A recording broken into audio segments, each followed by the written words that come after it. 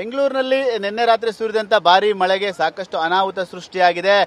ರಸ್ತೆಗಳು, ಮನೆಗಳು ಸಾಕಷ್ಟು ಜಲಾವೃತವಾಗಿದೆ. ಅದರಲ್ಲೂ ಪ್ರಮುಖವಾಗಿ ಹೆಣ್ಣೂರು ಮತ್ತೆ ಬಾಗ್ಲೂರು ಮುಖ್ಯ ರಸ್ತೆ ಸಂಪೂರ್ಣವಾಗಿ ಜಲಾವೃತವಾಗಿದೆ. ನಾನೀಗ ಹೆಣ್ಣೂರು ಮತ್ತೆ ಬಾಗ್ಲೂರಿಗೆ ಕನೆಕ್ಟ್ ಆಗುವಂತ ಮುಖ್ಯ ರಸ್ತೆಯಲ್ಲಿ ಅದೊಂದು ದೃಶ್ಯಗಳನ್ನ ತೋರಿಸುವಂತ ಪ್ರಯತ್ನವನ್ನು ಕೂಡ ಮಾಡ್ತಾ ಇದ್ದೀನಿ. ನನ್ನ ಹಿಂಭಾಗಕ್ಕೆ ನೋಡ್ತಾ ಹೋದ್ರೆ ನೀವು ಯಾವ ರೀತಿಯಾಗಿ ಜಲಾವೃತ ಆಗಿದೆ ಅಂತ ಸ್ಪಷ್ಟವಾಗಿ ಗೊತ್ತಾಗುತ್ತೆ. ವಾಹನ ಸವಾರರು, ಬೈಕ್ ಸವಾರರು ಪರದಾಡುವಂತ ಸ್ಥಿತಿ ಕೂಡ ದೊಡ್ಡ ಮಟ್ಟಿಗೆ ನಿರ್ಮಾಣವಾಗಿದೆ. ರಸ್ತೆ ಯಾವುದು, ಗುಂಡಿ ಯಾವುದು ಅಂತ ಗೊತ್ತಾಗದಲ್ಲೇ ವಾಹನವನ್ನ ಒಂದು ರೀತಿ ಆತಂಕದಲ್ಲೇ ಓಡಿಸ್ತಾ ಇದ್ದಾರೆ ವಾಹನ ಸವಾರರು. ಅದರಲ್ಲೂ ಕೂಡ ಬೈಕ್ ಸವಾರರಿಗೆ ಸಾಕಷ್ಟು ಸಮಸ್ಯೆ ಆಗ್ತಾ ಇದೆ. ನನ್ನ ಎಡಭಾಗಕ್ಕೆ ನೀವು ನೋಡ್ತಾ ಹೋದ್ರೆ ಸಮಸ್ಯೆ ಸಾಕಷ್ಟು ಆಗ್ತಾ ಇದೆ ಅಂತ ಹೇಳ್ತಾ ಇದ್ದಾರೆ.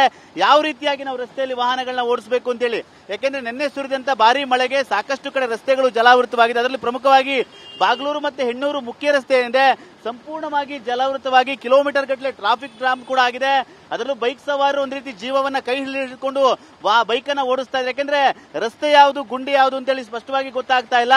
ನಿನ್ನೆ ಸುರಿದ ಮಳೆ ಒಂದು ಕಡೆ ಆದ್ರೆ ಸಾಕಷ್ಟು ಅನಾಹುತವನ್ನು ಕೂಡ ಸೃಷ್ಟಿ ಮಾಡಿದೆ.